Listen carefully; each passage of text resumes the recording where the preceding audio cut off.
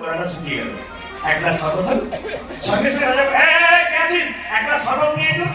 যে না একটা মায়েরা শরবত বোঝেন তো, বোঝেন তো নাকি শরবত বোঝেন? শরবত বোঝেন? সে পাউডার দিয়ে তৈরি হয়, চা দিয়ে তৈরি হয় শরবত। আপনারা বোঝেন না মনে হয়? হ্যাঁ, চিনি লবণ দিয়ে একটা জল তৈরি হয় না, শরবত গরমে যখন ঘেমে আসি, আমি যখন চা দিয়ে তৈরি দুঃখের কথা বাবা। এই দিয়ে দেখান শরবত শরবত শরবত হবে। এখন লক্ষ্য করুন, যেই না একটা শরবত ছেলেটাকে দিয়েছে, আস্তে আস্তে আস্তে আস্তে আস্তে আস্তে, যেই না একটা শরবত ছেলেটাকে দিয়েছে, ওখানে ছেলেটা জিজ্ঞেস করছে, রাজা মশাই এটা শরবত? বলে হ্যাঁ। যদি শরবত তবে চিনি বল।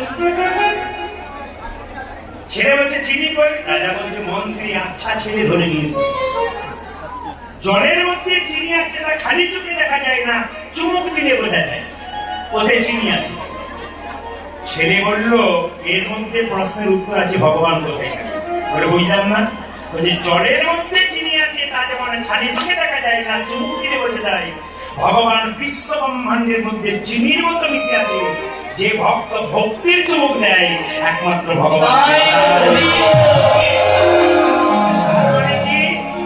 ভক্তি যার কৃষ্ণ তার, সর্বশাস্ত্রে কয় ভাইরা ভক্তি যার আছে।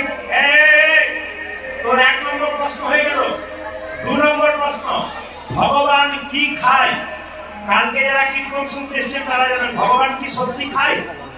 ভগবান খায়? ছেলে বললো ভগবান খায় না। বলে কেন? আমরা খাই, আমাদের পায়খানা ঘর আছে। ভগবান যদি খেত তাহলে মন্দিরের পেছনে একটা পায়খানা ঘর থাকতো।